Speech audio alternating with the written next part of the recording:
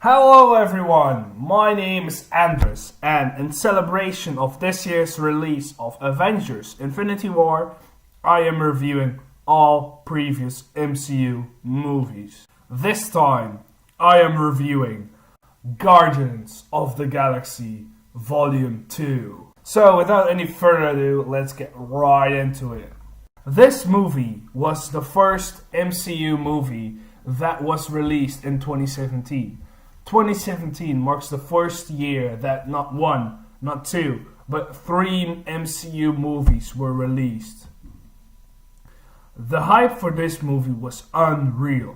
Everybody loved the first movie, so much so that everybody was lining up to see the sequel. If you had said this to people back in 2013, everybody would have laughed at you. I think this is a credit to Marvel Studios' success. They made an obscure Marvel Comics property into something all major movie fanatics know and love. So, well done, Marvel. Well done. This movie is once again directed by James Gunn, the same director as the first Guardians of the Galaxy.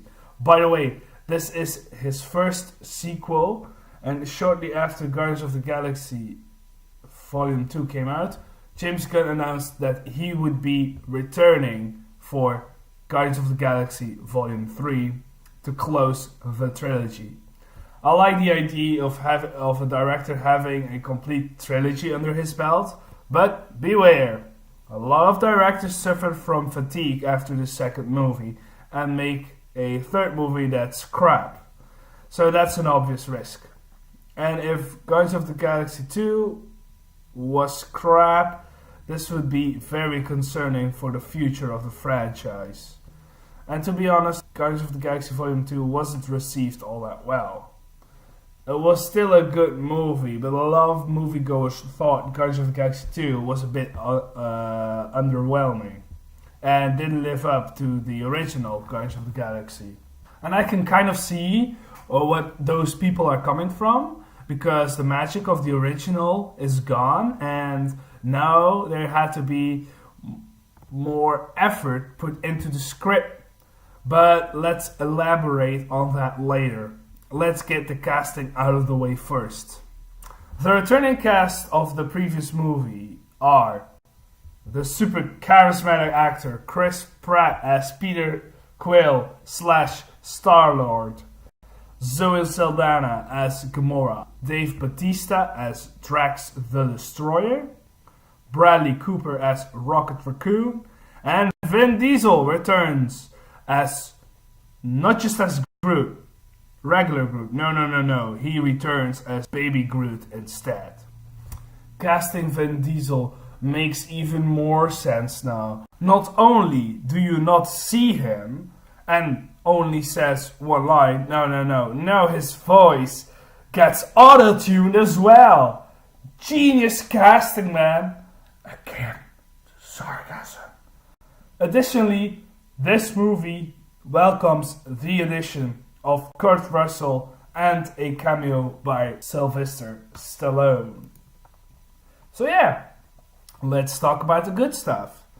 In spite of the average moviegoers thinking this movie is a bit of a disappointment, I think it is more or less on the same level as the original.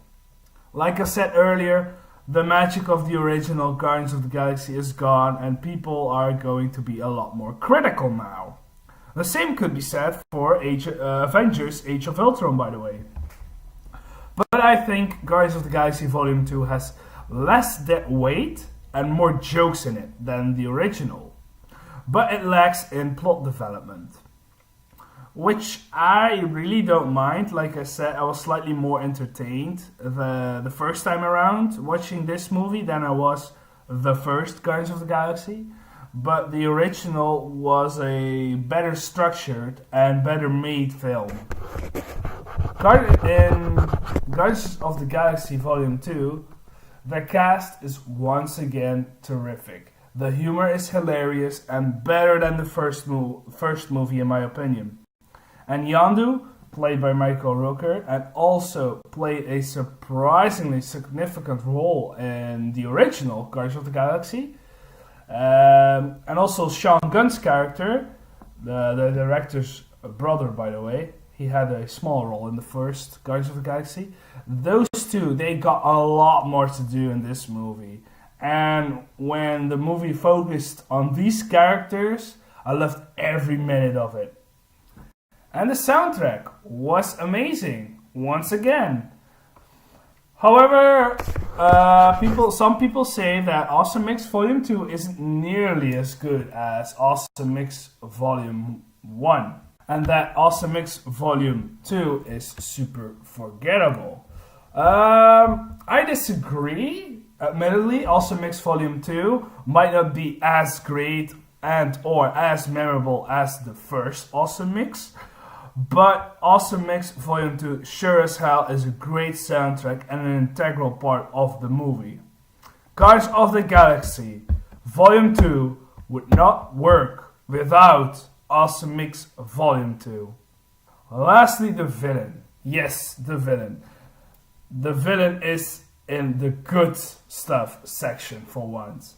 After the horrible villain that was Ronan the Accuser in the first Guardians of the Galaxy, this time we have a really good and fleshed out villain. I'm glad that Marvel Studios really made work of improving the villain. I like to think it paid off. There are some people who say the villain is underwhelming once again, but I disagree with that statement, especially if you consider how weak the villain was in the previous movie.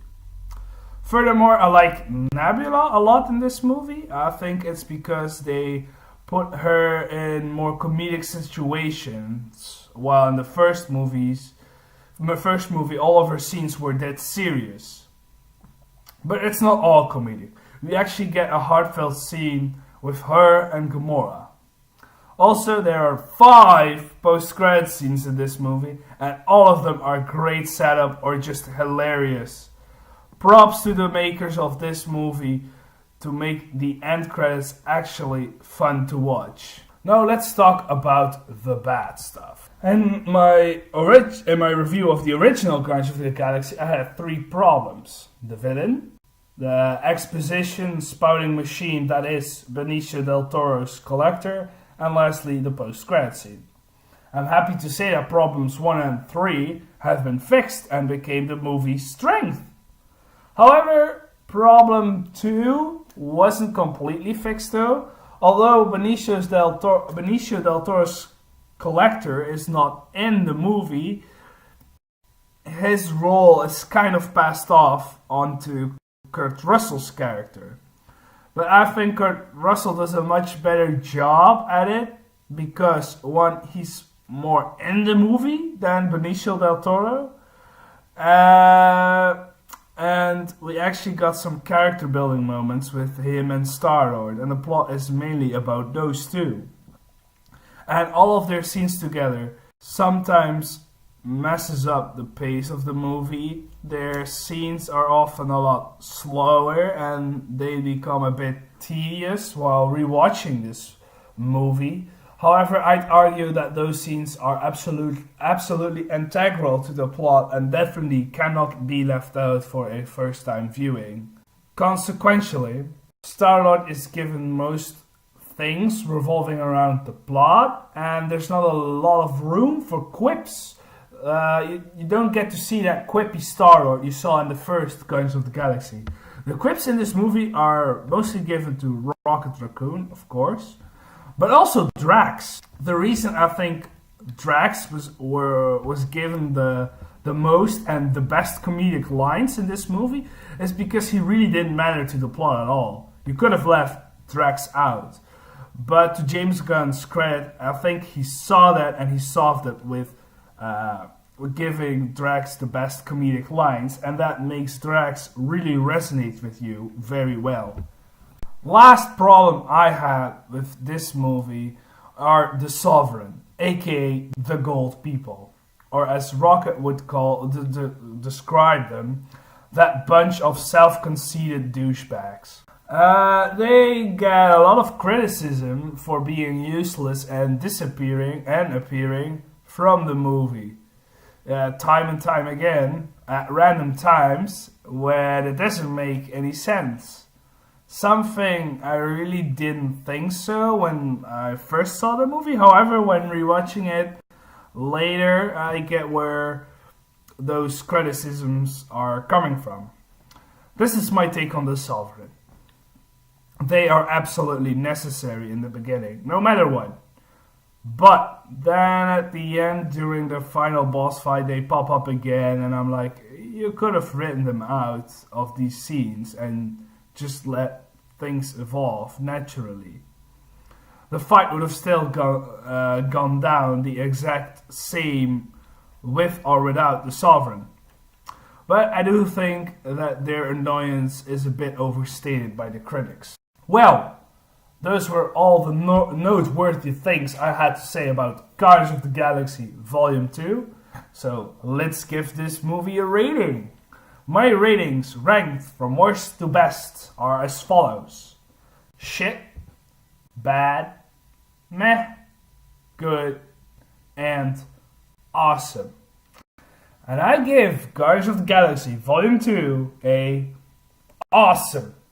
Like I said before, I think that this movie is more or less on the same level as the original.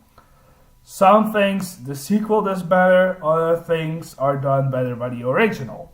See you next time, where I will be reviewing Spider-Man Homecoming.